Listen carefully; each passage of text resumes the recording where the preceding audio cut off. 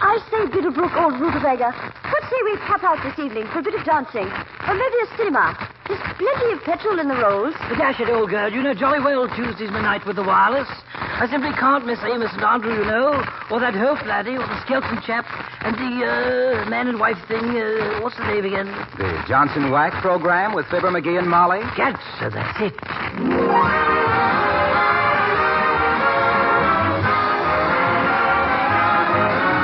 Makers of Johnson's Wax products for home and industry present Fibber McGee and Molly with Bill Thompson, Gail Gordon, Arthur Q. Bryan, Bea Benaderet, and me, Harlow Wilcox.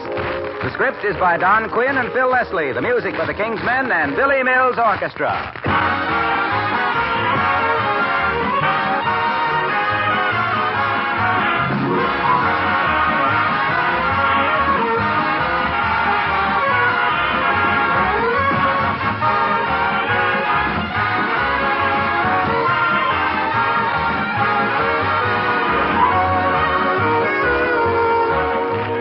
Along about this time of year, you can be very thankful if you've been using the wax method of housekeeping. If you have, then you don't get the jitters over this spring house cleaning business. You can take that job in your stride because your floors, furniture, woodwork, and many other surfaces probably just need a touching up with Johnson's Wax. This famous wax polish is more than just a product. It's a method of protective housekeeping. When you wax your things regularly throughout the year, you accomplish three important things. First, your home is more beautiful. It has that mellow, wax-polished radiance that is so much admired. Second, your floors, furniture, woodwork, and accessories are protected against wear, dirt, and moisture by the tough film of Johnson's Wax. And third, you save hours and hours of work, both in your daily and weekly housework. And in these days of spring house cleaning, believe me, it will pay you to adopt the modern wax method of housekeeping with genuine Johnson's Wax, paste, liquid, or cream.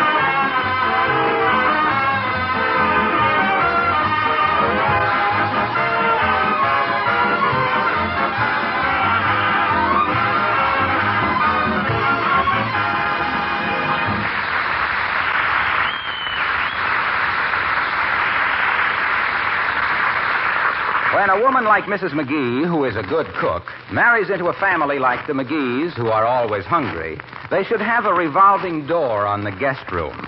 The latest relative to be heard from is being discussed right now by Fibber McGee and Molly.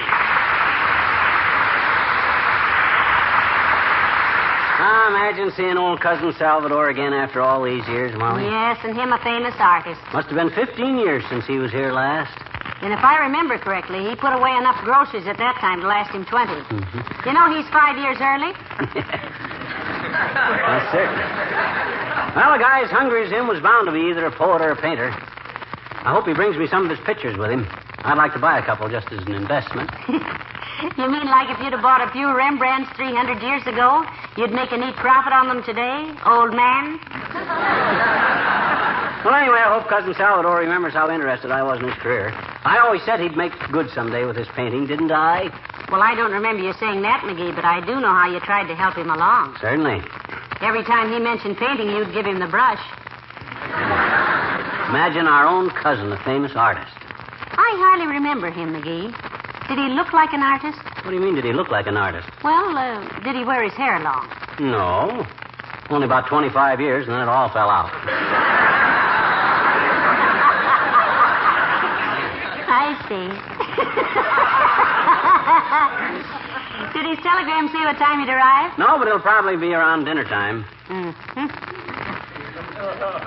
Now, let me see. I think the light will be better if I move this easel over by the window, don't you think? Why don't you wait and let Cousin Salvador put it where he wants it? This is not for Cousin Salvador, my dear.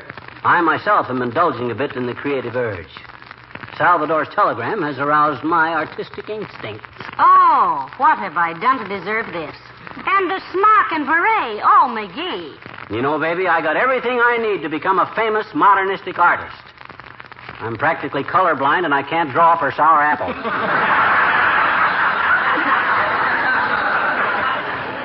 You know, it's too bad Cousin Mervyn isn't coming, or you could paint some still lifes. He had one of the biggest stills around Peoria. I'm going to do impressionistic things, my dear. My first canvas, this one I'm working on now, will be entitled Retribution on Tuesday. It will show a well-done hamburger draped over an alarm clock with a human torso in the background tattooed with soft-shelled crabs and a green heifer wearing a paper hat. It will give an impression of the futility of life. I'll bet it will at that. Mm-hmm. Now, look, Van Dyke, if you get paint all over my living room right now... Come in. Oh, hello, Mr. Wimple. Hello, folks. Hi, Wimp. What's the umbrella for? Is it raining? Oh, no, Mr. McGee. No. I was just taking it downtown to get it repaired. Mm-hmm. I thought maybe I could get it fixed while I went to the doctor. Oh,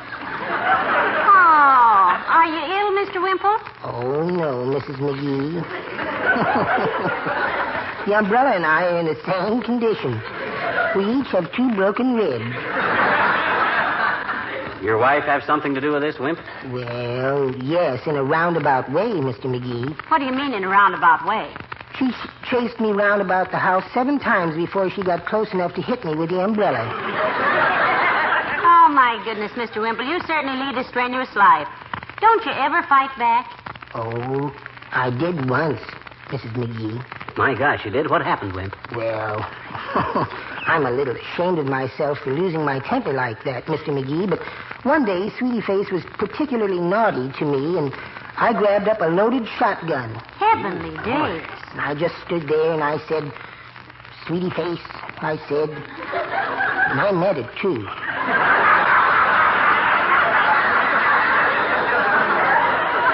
Sweetie Face, I said, you take 1 step toward me and I'll let you have it. Yes, yes. So she did. Ooh. She took 1 step toward me and I let her have it. I didn't want it anymore anyway.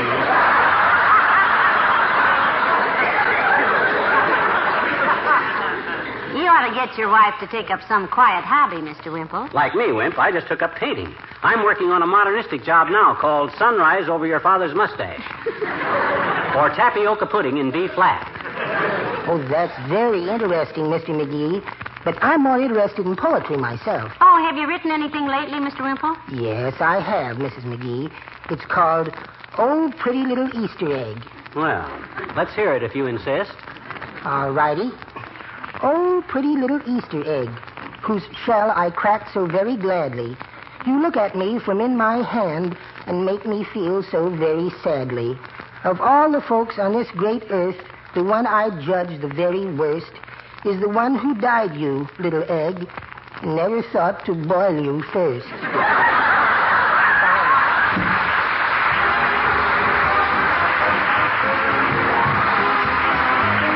Billy Mills and the orchestra and Velia.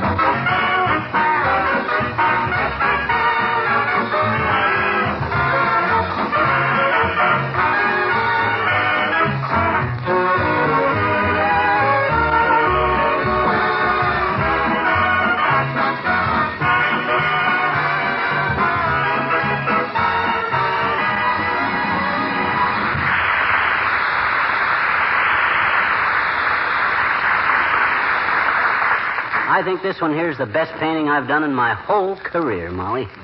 And considering that your career just started about an hour ago and you've done 7, that's really something. Yeah. I sure wish it'd get dark, though. Why? So we could see the northern lights. All artists have got to have a northern light to work by, you know. No, that's just a north light, dearie. It is? Well, I'm sure glad to hear that. Them northern lights flicker like anything. What's the name of this current masterpiece you're working on? This I'm calling 2 railroad tickets in love with a pile of lint. Notice how the blue tones modulate into this dirty gray color? Don't it give you a far-off feeling of emancipation and stupidity? Yes, it does. As a matter of fact... If that is one of the tradesmen, my dear, bid the fellow be off. Coil up your lasso, Picasso, and get down off your high horse. Okay. Come in. Oh, hello, Dr. Gamble. Hello, Molly. And what are you up to, underslung? What's that on your head, an ice bag? That, my dear doctor, is a beret. You will forgive me, I trust, if I pursue my artistic endeavors while you and my good woman indulge in the local gossip. One must take advantage of the fleeting light, you know. That's all. I can't take it this week. So long, Molly. But, Doctor,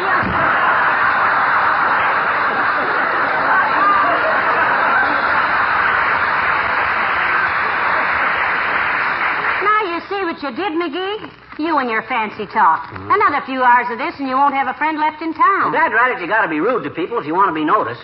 Who ever heard of a polite genius? Well, for goodness sakes, you shouldn't... My curiosity got the better of me, friends. Is it true that little smudge pot here has gone in for painting? Yes, it is, Doctor. He's going to burst into the art world with a noise like threading a needle underwater. We have a house guest coming, Doctor. My cousin, Salvador McGee, the famous artist. You know of him, I suppose. Frankly, deep seat, I've never heard of him. Is he a blood relative or anemic like you? Well, according to his last letter, Doctor, his latest work is in the National Gallery in Washington. Take a look at some of my work, Doctor. All right. What's the name of this nauseating little item? I call this little thing Tempest in a Piggy Bank. Or 7 razor blades in search of a girl's bicycle. It's very interesting. You really think so, Doctor, or are you just saying that because you haven't got your glasses on? You realize, of course, my dear doctor, that I'm not a mere painter of pictures. I paint emotionally. I depict the innermost thoughts of humanity, the primitive urges and the savagery of civilization. You done a self-portrait yet, McGee? You really should do a self-portrait. I've always thought you should be done in oil. Painted, Doctor? No, boiled. Well, for your information, you big sinus plumber, there's an artistic strain that runs clear through the McGee family. Oh, and what a strain it is, too. I don't expect any appreciation from an illiterate old oaf like you, Fatso, but believe me, I know talent. You not only do, you have. I have what? No talent. So long, Molly.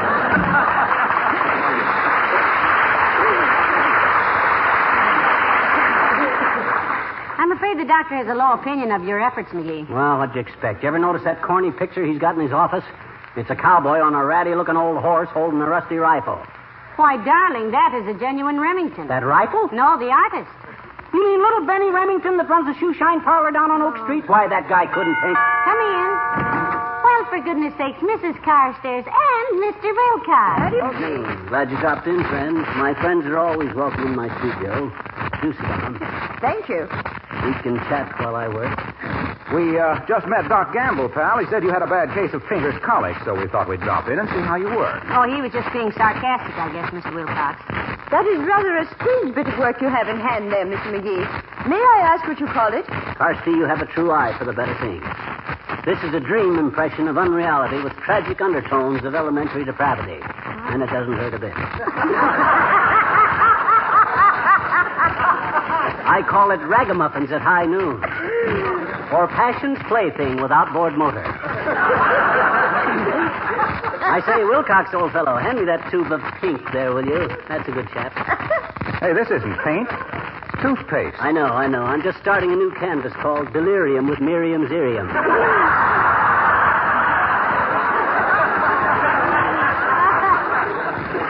Or, while there's hope, there's life. You know, Mr. McGee, this is all very reminiscent of the time I spent in Paris in 1933. I saw several paintings very similar to yours. Exhibition, was it, Millicent? No. One afternoon in a painter's studio, some of the artists tried a little experiment. They backed a blindfolded mule up against an easel, tied a wet paintbrush to his tail, and let several horseflies out of a bottle. The picture won first prize that year. There, McGee. And remember, that mule was blindfolded. Yeah, that's all very well, but where can I get a bottle of horseflies at this time of year? Hey, what are you doing, Junior? Pal, here's a painting that really appeals to me. Can I buy this? Oh, my gosh, Junior, you don't want that old thing. Name a price, will you? I have a place on my living room wall where this will be perfect. Where are you living now, Mr. Wilcox? In a fracture ward? That one is pretty badly wrinkled, Mr. Wilcox. Why don't you select one? No, I want this one. I can just see it framed in a mahogany and gold frame. You know what I'll put on the frame? I think I can make a pretty good... Johnson's wax, naturally. Anybody who appreciates good things wants to see them get the best possible protection against dust and dirt and dampness. Yeah, but that one you selected... Johnson's wax is the standard household protector for picture frames, woodwork, floors, furniture, enamel surfaces, and leather goods. Yeah, but what that Because it seals surface pores against penetration of dust and dampness. Yeah, but that thing you... And gives a sparkle to your home. A sparkle that's like hospitality spelled out in rhinestones. How much, pal? Name your price. Shall I leave while you gentlemen haggle? Oh, no, don't go, Millicent. This is McGee's first sale, and he promised me whatever he got for it. Gee whiz, Waxy, I don't want to see you do that. Oh, come on. $25. No, 40, 50, 75. Junior, I'm going to keep this friendly. I want you to have that painting, and for you, it's just $5. Oh, no, I couldn't take it back. $5 or no sale, Buster. Well, okay, here you are, and thanks ever so much. I want you to see it after I have it framed. By the way, what's the name of it? Oh, I call that, splitting an atom at Eve. Take good care of it. Oh, I will, believe me. Can I drop you off at home, Mrs. Carstairs? Oh, please do, Mr. Wilcox. I must get back and write Boris Karloff a letter. Goodness sakes, Boris Karloff. Is he a friend of yours, Millicent? No, I merely want to say, so you think you make horror pictures. Good day, my dear, and Mr. McGee. Bye, friend. Good day, friend.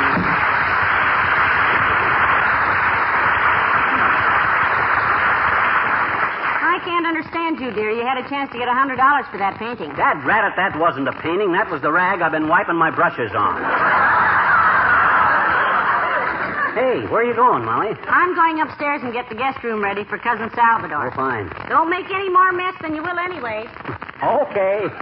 Ah, there goes a good kid. I ain't fooling her any with this long hair stuff. She knows I'm just a Grant Wood with knot holes. But does she care? No, sir. Come in. Hi, mister. Oh, hi, Teeny. Hi. Gee, what you doing in the apron and tam o' shanter, mister? What you doing, Well, this is a smock and a beret, sis, and I'm painting pictures. Like this one here, you see? What do you think of it, sis? Will you tell me a story, mister? Please, will you? Please? You didn't answer my question, Teeny. Well, my mommy says if you can't say something nice about people, don't say anything, mister. Well, so you want a story, eh? Yeah, please. Okay, I ever tell you about Katie the kangaroo? Oh, no. Okay. Once upon a time... See, I like stories that start out like that, mister. All the Mother Goose stories do. Mother Goose, sis. There's more than one of them, mister. Goose is singular, geese is plurity. Okay, let it go. Well, sir, once upon a time, way down in Australia, there lived a little kangaroo named Katie. And for years and years, till she was big enough to hop around by herself, she traveled in her mama's vest pocket. Yes, sir. And one day, as she was sitting there on her front pouch...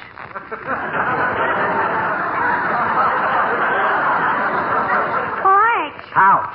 Oh. Her mama said to her, Katie, she says, tomorrow you go to school. Oh, boy, kindergarten, Yep. huh? So Katie went to kindergarten, grade school, and high school. On her last year of school, she was made chairman of the senior hop. Oh. On account of she could hop farther than any other student, see? Thanks to Katie, it was the greatest senior hop they'd ever had. And they were all trying to leap around as high and as fast as she did. And everybody had a wonderful time. Jump, leap, hop, spring, leap, jump, hop. And that's how love came to Katie. Gee, how, mister? Well, sir, her boyfriend, Curtis Kangaroo, who had just been chosen as the boy most likely to be chosen as the boy most likely not to get any place, says, what are you looking at me like that for, Katie? And Katie says, I love you, Curtis. Let's get married. Okay, says Kurt, so they did. And all because that senior hop had reminded Katie of something. And you know what that was? Sure I do, I bet you. What? It was a leap year. Oh, sure. Thanks anyway, mister. So long.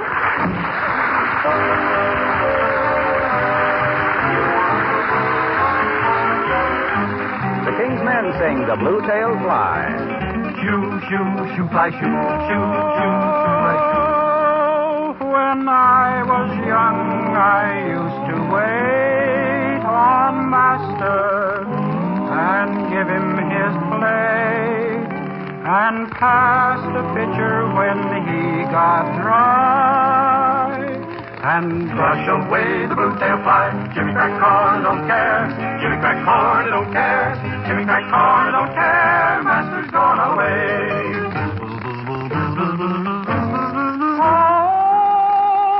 One day he rolled around the farm. The flies so numerous they did swarm.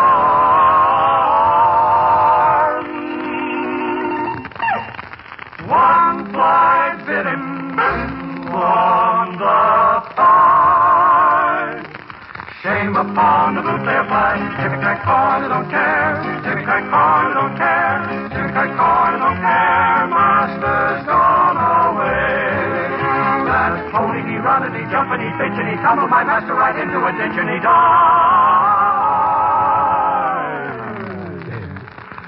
All on account of a blue-tailed fly. They laid him under a cinnamon tree. His epitaph is there to see. Neath this stone I'm forced to lie, victim of the blue-tailed fly. Jimmy crack corn, don't care. Jimmy crack corn, don't care. Jimmy crack corn, don't care. Master's gone away. Jimmy crack corn, don't care. Jimmy crack corn, don't care. Jimmy crack corn, don't care. Master's gone away.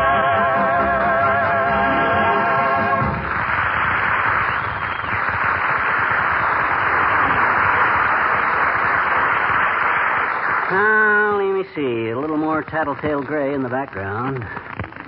Dash of taxicab yellow. That's here. quite a painting you're working on there, McGee. Oh, this is the best one yet. It's a fantasy of social insecurity as the forces of nature meet the challenge of television. What's the significance of the mustache cup in the lower left there? This? That ain't a mustache cup. That's an allegorical figure. That's Nincompoopiya, the goddess of heavyweight wrestling. Dear, I'm afraid I'll just never understand modernistic painting, dearie. Anytime anybody does, all us artists will be looking for work. Now, let me see. Come in. Oh, hello, Mary Latrivia. How do you do, Molly? Hello there, McGee. Oh, pardon me, madam. I thought you were Mr. McGee. Don't let the smock and the beret fool you, Latrivia. I just wear these to keep the paint out of my eyes, clothes, and hair. With little or no success, you might add. Well, I didn't know you were an artist, McGee. Is this some of your work? Yes, it is, Mr. Mayor. You like it? No. No, that's because you don't understand modern art, Your Honor. And if you'll move over, I'll join you. You're accustomed to old-fashioned art, Latrivia. Sunsets and stuff, kitchen counters, 3 kittens in a basket. Photographic. You got to learn to appreciate modern painting emotionally. What brought on this burst of self-expression, McGee? Well, his cousin Salvador McGee is coming today for a visit, Your Honor. He's a well-known painter back east. Made a lot of money at it, too. Anytime you want him and me to do any mural painting at the City Hall, Latrip, just speak up. You mean mural painting, McGee? What'd I say? You said Muriel. That's a girl's name. Why should you want us to paint her on the wall at the City Hall? Who is she, anyway? Who is who? Muriel, the girl you want McGee to paint on the wall. I don't want anything of the kind. I didn't suggest any such thing. Oh, don't be so cagey, boy. We won't hold you up.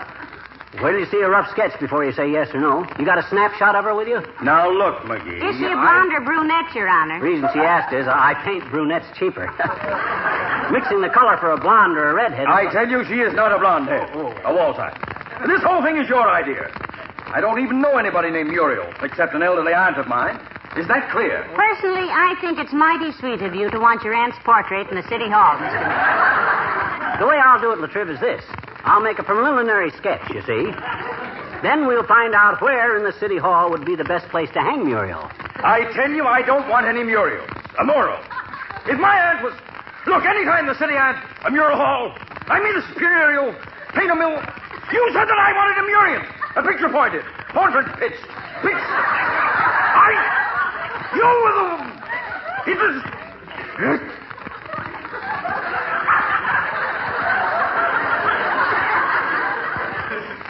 McGee? Yes? Tell me, how do you mix your paint? That's an interesting question. Depends on whether you mix it wet or dry, Lefebvre. If you mix it dry, you take a powder. I certainly do. Good day.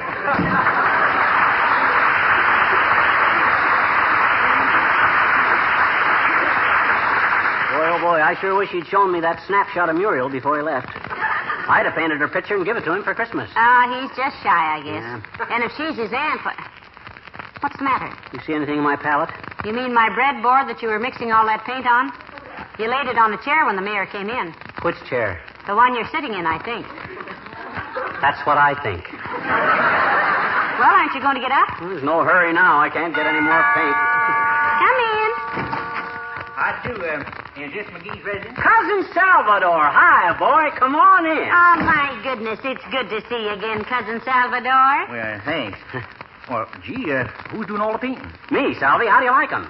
Well, don't ask me, Cousin Fibber. I wouldn't know. Oh, go on with you. And you with all your paintings at the National Gallery in Washington that you wrote us about. Well, not my painting, Molly. My painting. Oh, just one, you mean? Yep. Yeah. But it's the biggest job I ever did. Yeah. I did the whole interior in white, 2 coats of white enamel, trimmed all the windows in moss green. Why, next month I got another job doing a brewery, and they told me... Oh, this is ridiculous.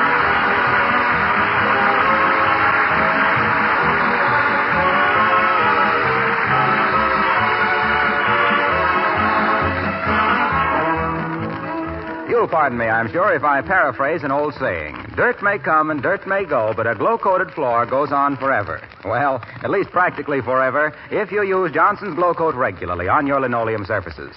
Scrubbing linoleum is bad for it. You've heard me say that many times before. Linoleum manufacturers themselves, and housekeeping authorities, too, recommend this kind of care that gives protection to the linoleum or other floor surface, adds wax-polished beauty, keeps colors fresh and new-looking. Johnson's Glow Coat is self-polishing, needs no rubbing or buffing. Therefore, you see, it saves 2 ways. Saves the linoleum, saves you time and work.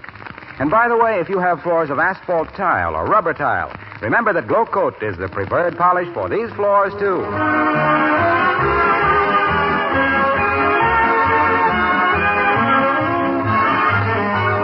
McGee, Cousin Salvador wants to know if we want any painting done around here. No. He says he'll do a wonderful job. He says when he gets through with the house, you wouldn't recognize it. Yeah, I know. He proved that at dinner with the porterhouse. Well, yes. You said it.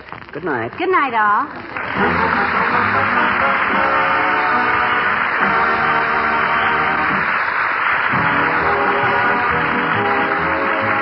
This is Harlow Wilcox, speaking for the makers of Johnson's Wax Products for Home and Industry, inviting you to be with us again next Tuesday night. Good night. This is NBC, the National Broadcasting Company.